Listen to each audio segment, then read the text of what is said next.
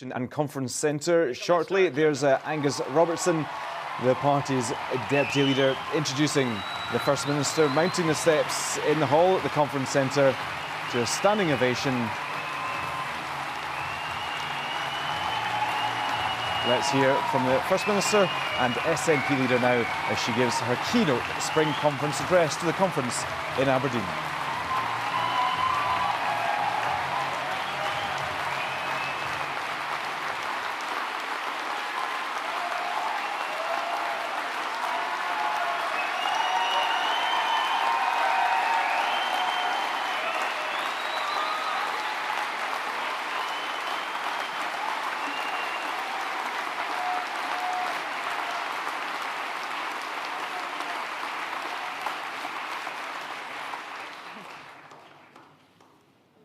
Conference, I'm aware that this is not the only important event happening in Scotland today.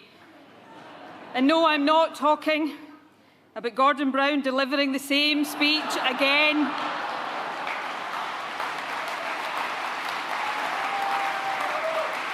I am, of course, referring to our magnificent rugby team. Let's congratulate them on an outstanding Six Nations performance.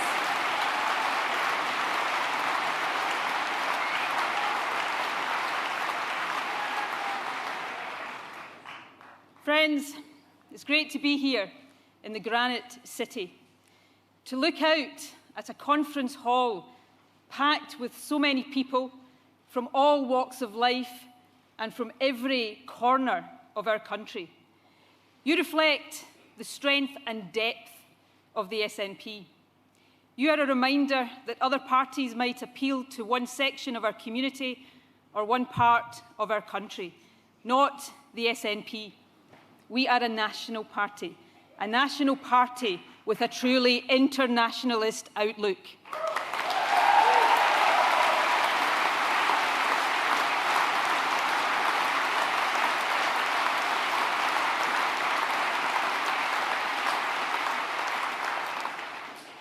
Our priority now, and for the generations who come after us, is to build a better Scotland for everyone who lives here, no matter where you come from.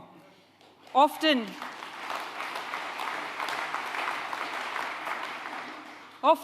in these times, I am reminded of our dear friend, the late Bashir Ahmad. Bashir came to Scotland from Pakistan in 1961 to work as a bus driver. 46 years later, he became Scotland's first Asian member of our national parliament.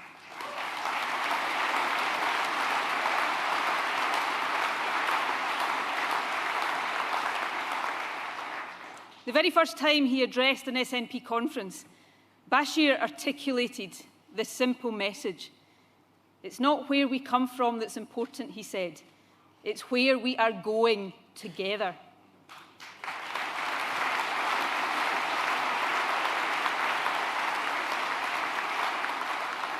And today, with the forces of intolerance and xenophobia seemingly on the rise across our world, Bashir's words have never seemed more appropriate. Let us rededicate ourselves today to the spirit of that message. Inclusion, tolerance, diversity. Let's make these the foundation stones of the better Scotland we are seeking to build.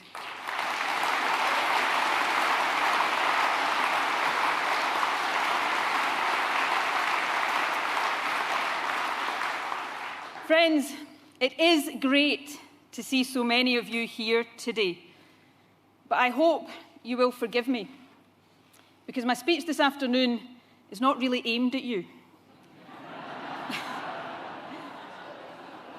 Of course, I could be going out on a limb here, but I'm assuming I already have your support.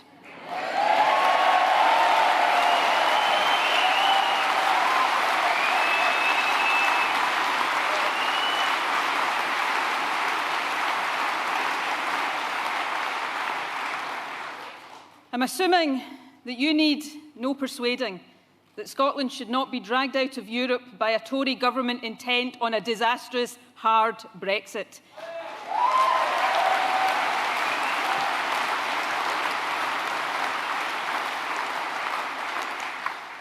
And I'm guessing that you're already convinced that Scotland has what it takes to join the family of independent nations.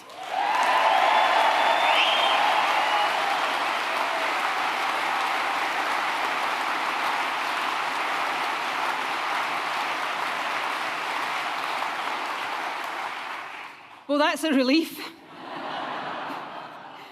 Friends, our job is not to talk to each other. It is to reach out to those not persuaded, to put ourselves in their shoes, to understand the hopes, fears, and ambitions of all our fellow citizens, and to do what we can to establish common ground. Always remember Bashir's words. Carry them with you in your heart. What matters is where we are going together. These words don't just apply to how we treat those who come from other countries. They must apply to how we treat each other, all of us who live here and call Scotland home. We all want the best for our country. We just have different views on how to achieve it. As Scotland's government, we bear a special responsibility to offer a hand across these differences, to build consensus where we can.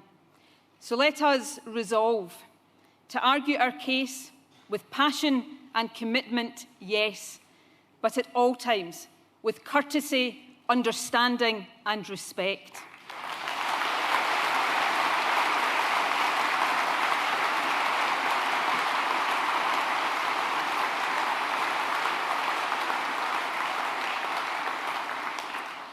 In that, as in everything else, it is my job to lead you by example. That is why I speak today not just as SNP leader to our party conference, but as the First Minister to all of Scotland. I know that the plan I set out on Monday was music to the ears of SNP members and independent supporters up and down the country. And let me set out again what that plan is. After the terms of Brexit are clear, but while there is still an opportunity to change course, the people of Scotland will have a choice. There will be an independence referendum.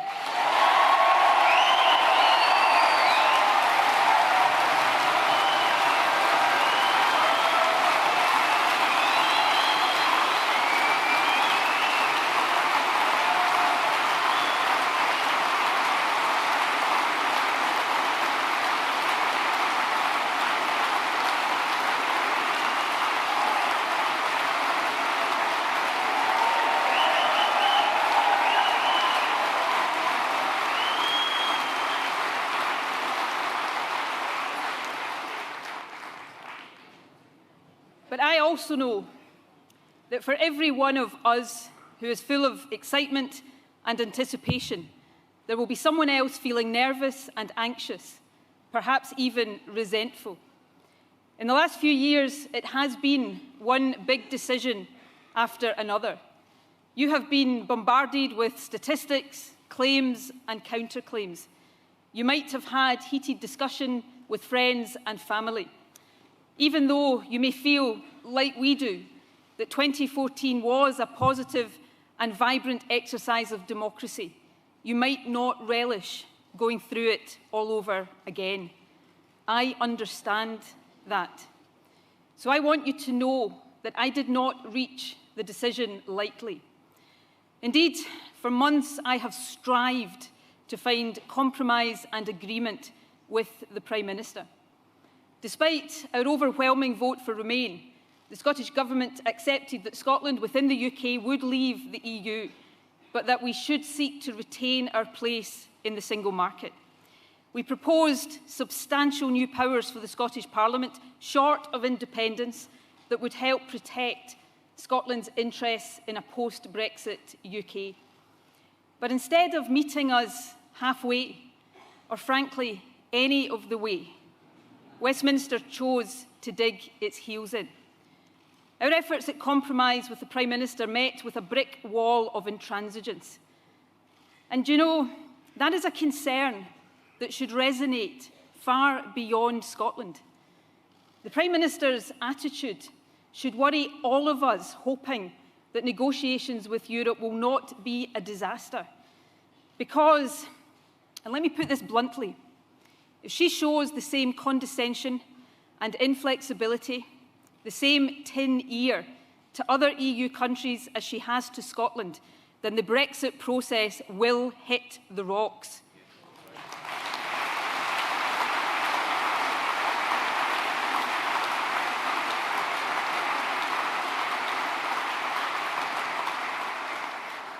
Of course, that's the outcome that hardline Brexiteers are agitating for. But it would be in no one's interests. So as Article 50 is about to be triggered, let me say this to the Prime Minister.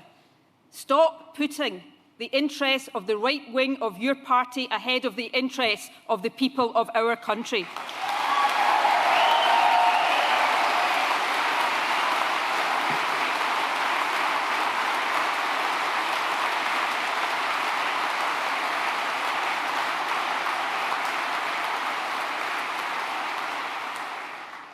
For me, though, the Prime Minister's refusal to budge an inch meant that I had to make a decision.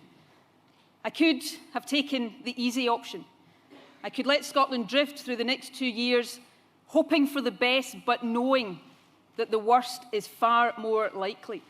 Waiting for the chance to say, "I told you so," knowing that by then it might be too late to avoid the damage of a hard Brexit. Or I could make a plan now to put the Scottish people in charge of our own future. I choose to put the people in charge.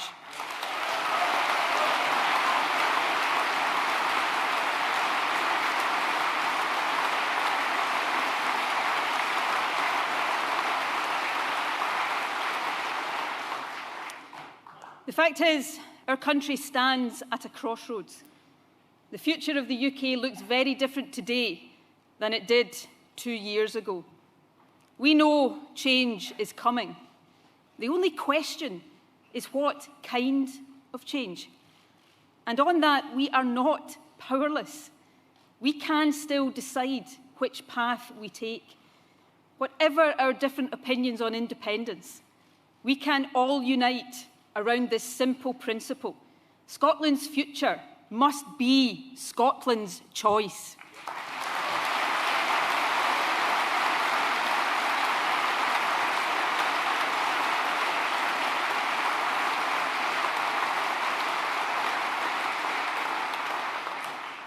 Which brings me to the Prime Minister's statement on Thursday. To stand in the way of a referendum would deny us that choice.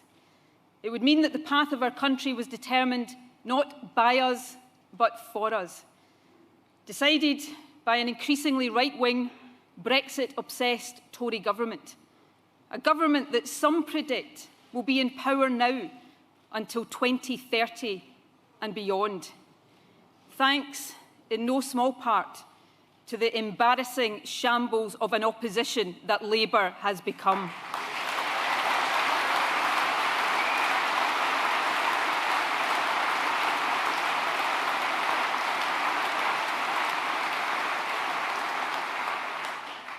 Tory government dominated by the likes of Boris Johnson and Liam Fox, deluding themselves about rebuilding the empire and refloating the royal yacht Britannia. It seems they want to go back in time. But it's not just nostalgia for empire that they're keen on. They clearly long for the days before we had a Scottish Parliament. The days when Tory governments could do anything they wanted to Scotland, no matter how often they were rejected by the voters. The days when they could impose the poll tax, destroy Scottish industry and deny all demands for constitutional change. Well, the Prime Minister should understand this point and understand it well. Those days are gone, and they are not coming back.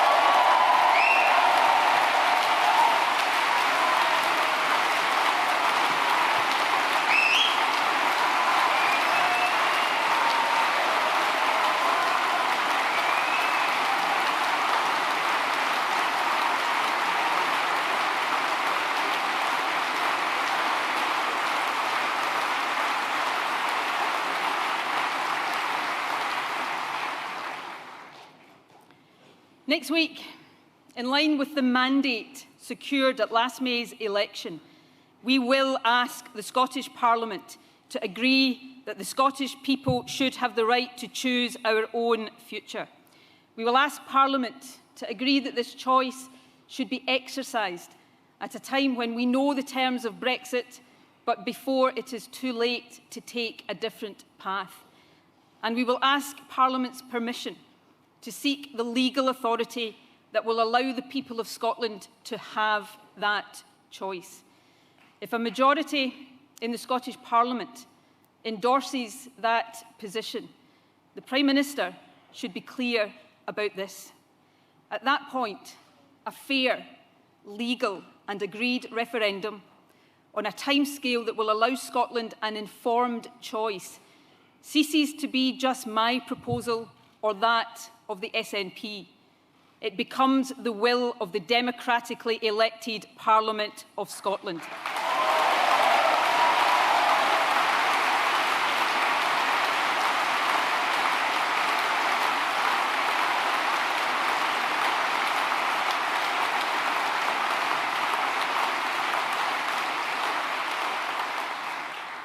To stand in defiance of that would be for the Prime Minister to shatter beyond repair any notion of the UK as a respectful partnership of equals.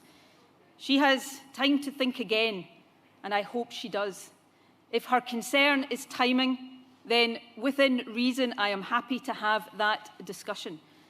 But let the Prime Minister be in no doubt. The will of our Parliament must and will prevail.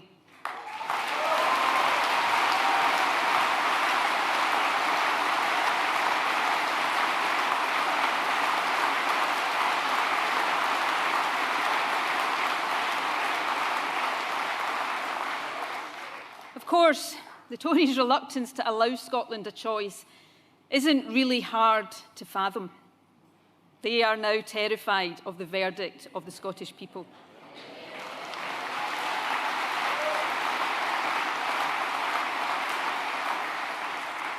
They know, as well as we do, that what is at stake in the years ahead is not just our place in Europe, important though that is.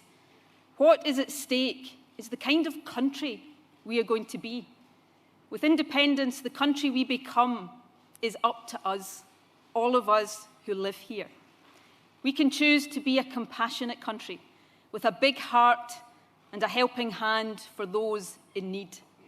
An open country that doesn't pull up the drawbridge and look inwards, but one that encourages the best and brightest from around Europe to make Scotland their home.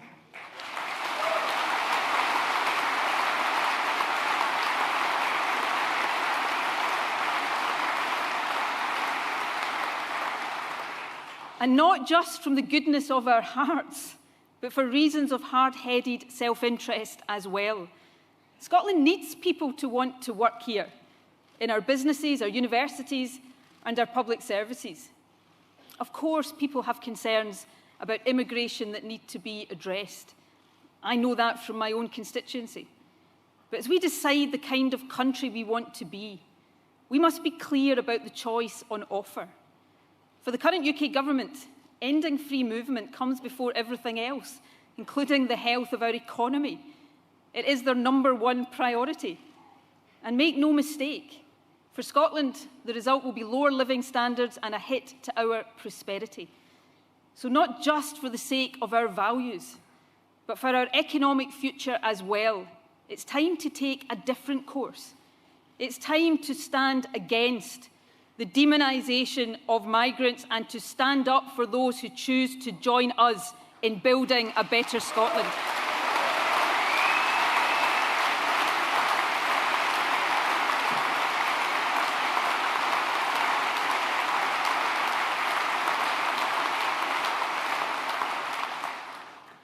course, we don't yet know exactly what the Tories want a post-Brexit UK to be like, but there are two recent developments that point the way.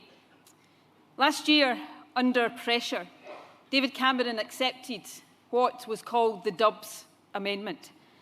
It committed the UK to providing a safe haven for unaccompanied child refugees, some of the most helpless and vulnerable people on our planet. But last month, the UK government called a halt to the Dubs scheme. They said that their new approach to refugees was absolutely right. Well, I beg to differ. I think it is absolutely wrong. It is inhumane and it must be reversed.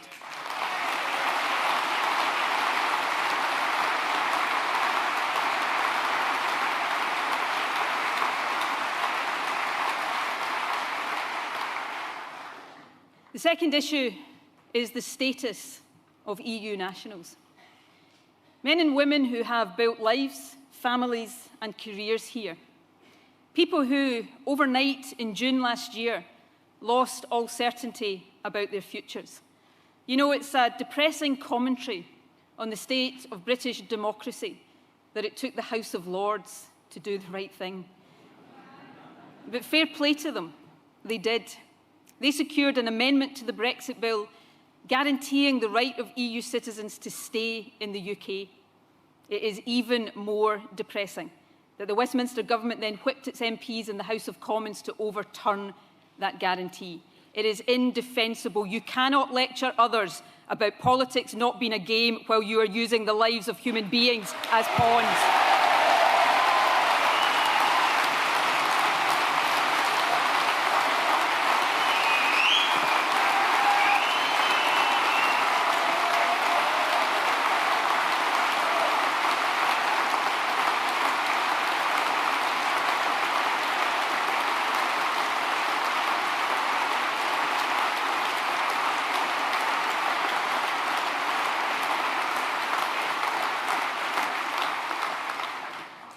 Let me make this clear to everyone across our country today. In an independent Scotland, the SNP would guarantee unequivocally the right to stay here for all EU citizens who do us the honour of making our country their home.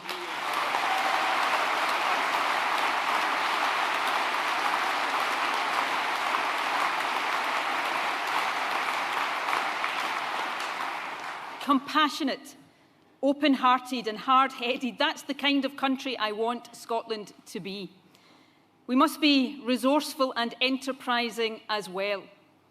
No one owes Scotland a living, but we are more than capable of earning our own success.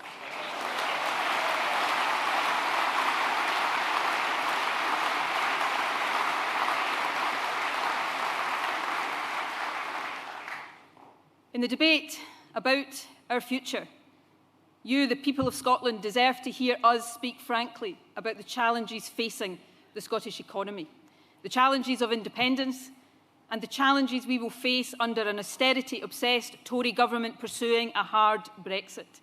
We should embrace that scrutiny. Opponents of independence, as is their right, will make their case by highlighting what they see as the difficulties. It will be up to us to demonstrate how these difficulties can be overcome. But as we do so, let's never, ever forget this. We have the strongest foundations on which to build. Advantages that few nations can match. Unrivalled energy resources, some of the world's best universities, strength in finance and business services, cutting-edge expertise in life sciences and advanced manufacturing, a truly world-class food and drink industry and the best tourist attractions anywhere in the world.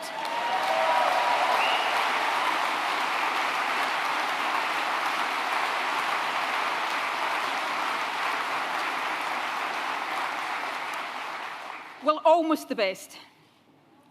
According to Rough Guide, we are actually the second best country in the world to visit this year, but we are aiming for the top spot.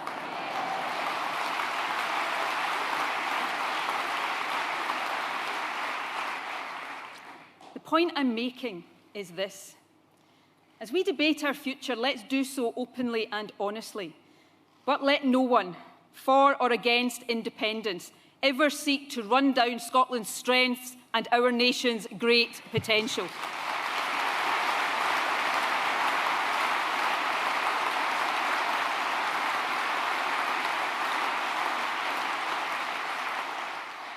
What we must all do is strive to make our country even better. So when we look at a fiscal deficit created on Westminster's watch, let's decide that allowing Westminster to keep making the same mistakes over and over again is not the best way to deal with it.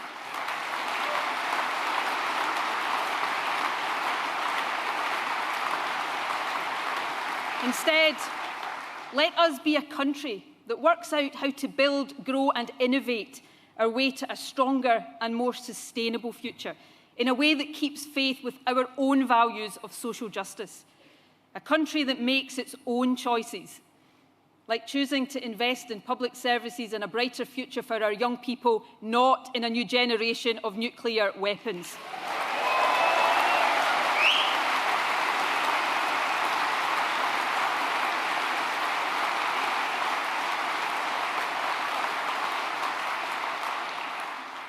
Our Growth Commission is currently working on a clear plan for Scotland's economic future.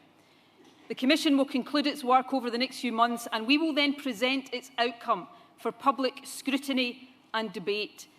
It will address the challenges we face in a hard-headed and realistic way, but it will also set out the massive opportunities we have as a country if we choose to grasp them. You know, since the Brexit vote, I've had loads of messages from people in other parts of the UK asking if they can move to Scotland.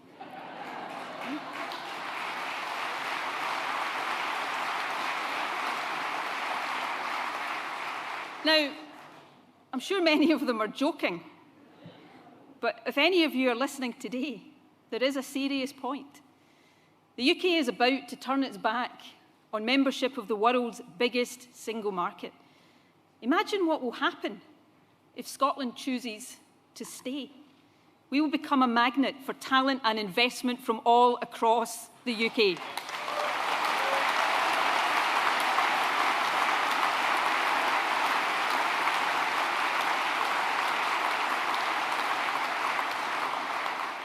So let me issue this open invitation today. Scotland isn't full up. If you are as appalled as we are at the path this Westminster government is taking, come and join us.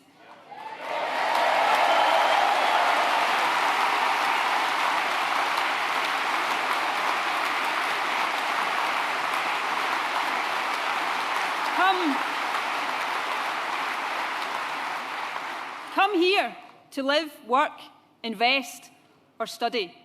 Come to Scotland and be part of building a modern, progressive, outward-looking, compassionate country.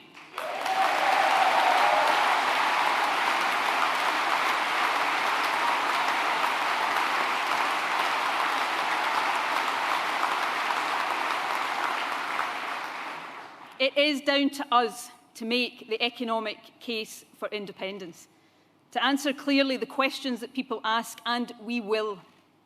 But we should also be clear about this. Those who argue for Scotland to stay in the UK have big economic questions to answer too. We know that down that path lies austerity, cuts and the impact of leaving the single market. The Westminster government is now even openly threatening a race to the bottom in tax, wages and working conditions. That is no basis for a modern economy. The kind of economy we are seeking to build is founded on a different vision. Not a race to the bottom, but investment to lift people up. That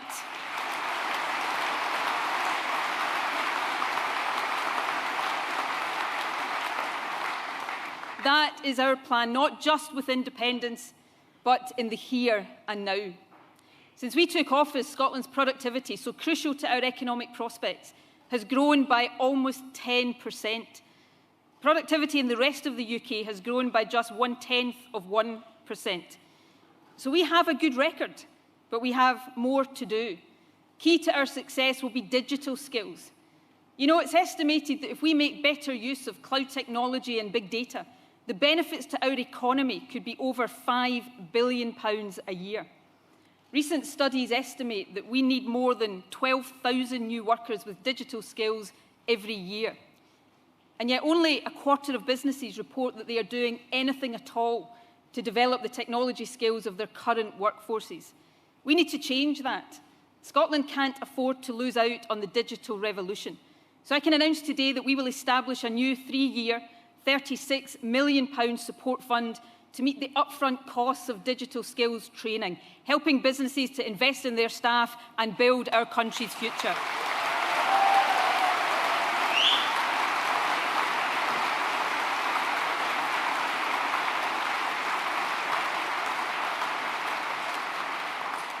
A strong economy is the basis for strong public services.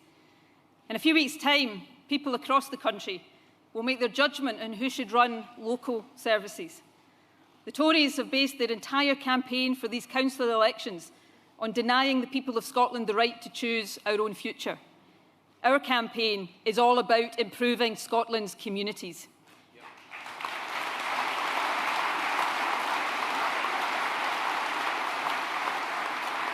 And here we have a very clear choice too.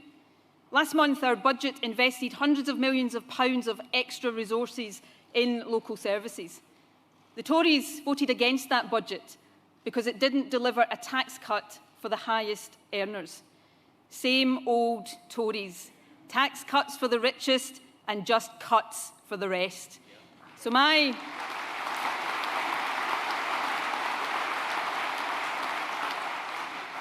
message today is clear. Don't let the Tories get their hands on your local services. On May the 4th, vote SNP.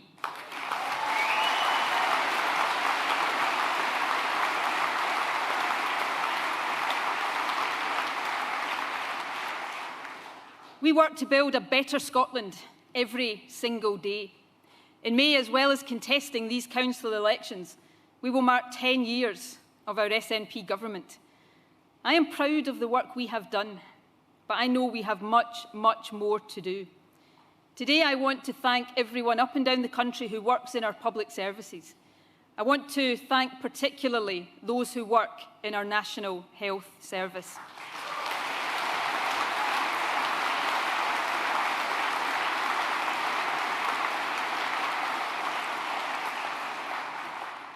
And today, there are more people working in our health service than ever before. You know, the additional staff employed since we took office would fill this auditorium 6 times over.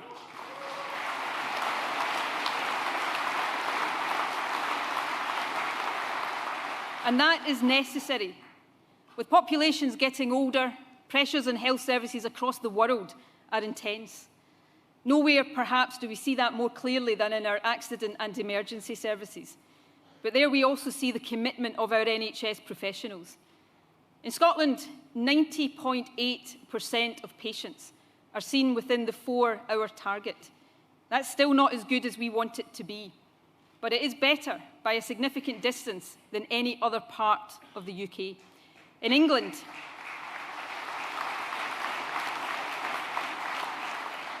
England, the figure is just 77.6%, more than 13 points behind Scotland.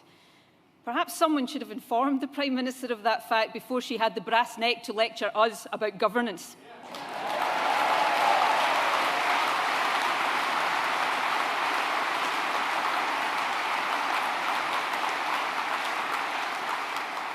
But we have more to do.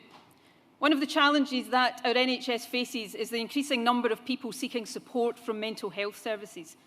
Actually, that is a welcome development. It shows that the stigma that stopped people asking for help in years gone by is now fading. But it places an obligation on us to invest more in services to meet that need. Over the next few weeks, we will publish our new 10-year mental health strategy. That strategy will focus not just on traditional mental health services.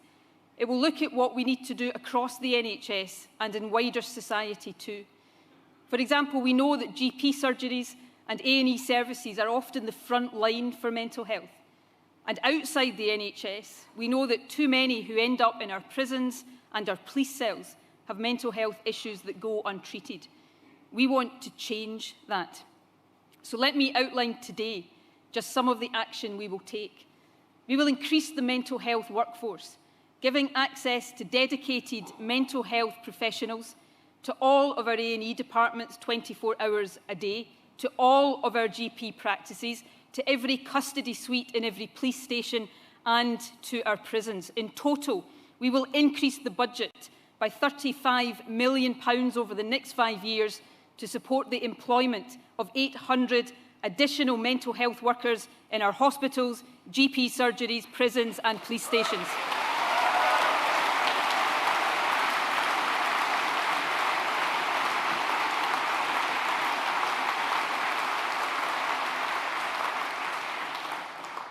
Providing healthcare to those who need it is one of our most important responsibilities. But I have made clear that the defining mission of our government is education. I believe Scotland as a country has the right to choose our own future. But we must also make sure that the people who live here have the means and opportunity to make choices about their own lives. That means building a country where every child can make the most of their talents. We are determined to close the attainment gap in our schools. But we know that life chances are far too often determined before a child even starts school. Doubling the provision of high-quality, state-funded childcare, as we intend to do in this Parliament, is therefore a key part of our plans. Rightly,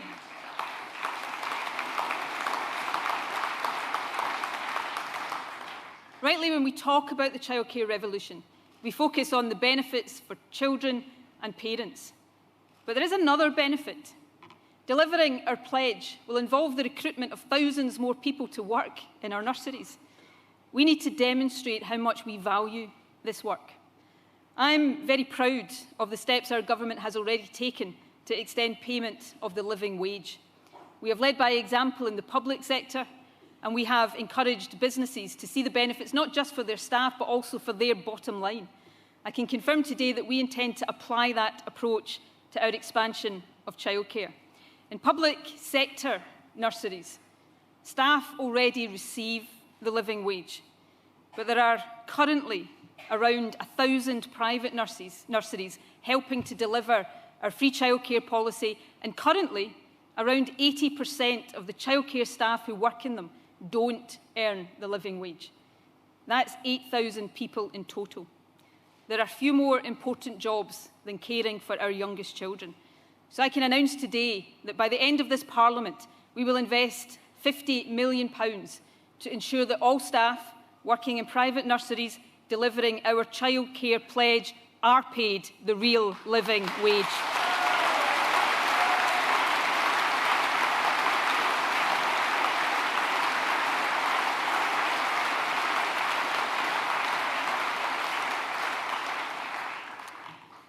Friends, we can do all these things to improve the lives of the people of Scotland because we are in government, and it is a privilege to serve.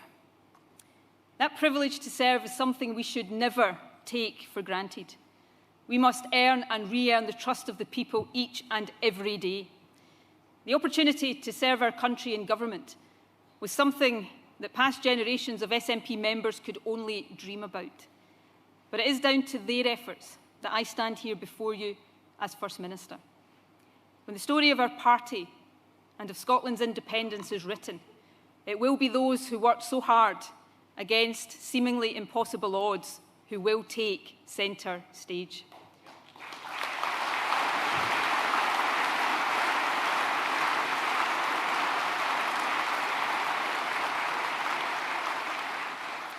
And there is little doubt that one person and one date will stand out. Winnie Ewing, 1967.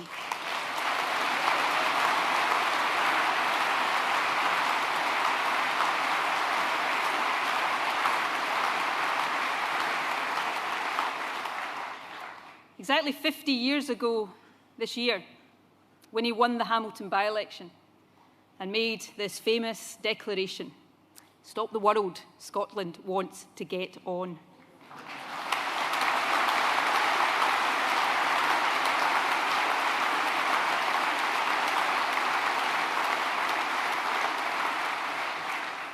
Let those words resonate today. We are a European internationalist party leading a European internationalist country. We will make sure that our voice is heard here at home, and we will stand up for Scotland's values abroad. And one of those values is self-determination, an unshakable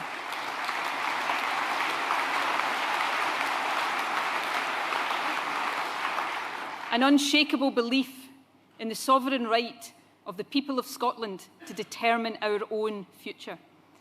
Last week, I had the very sad honour of speaking at a memorial service for one of the greatest advocates of that principle, the late Canon Kenyon Wright. When he chaired the Constitutional Convention, Kenyon posed this question of the then Tory government's opposition to devolution. What happens, he asked, if the other voice we know so well responds by saying, "We say no, and we are the state"? His answer to that question, so relevant again today, was this: "Well, we say yes, and we are the people."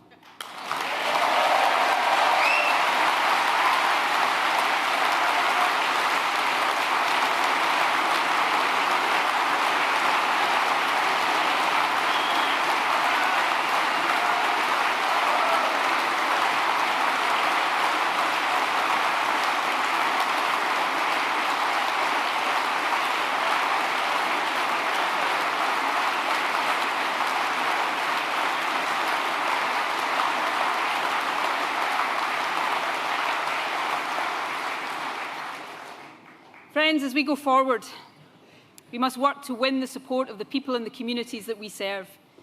We must always work to build a better Scotland for everyone who lives here.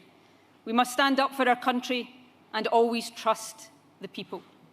As we approach this crossroads in our national life, let us resolve to give Scotland a choice. Let this message ring out today: Scotland's future will be in Scotland's hands. Thank you very much.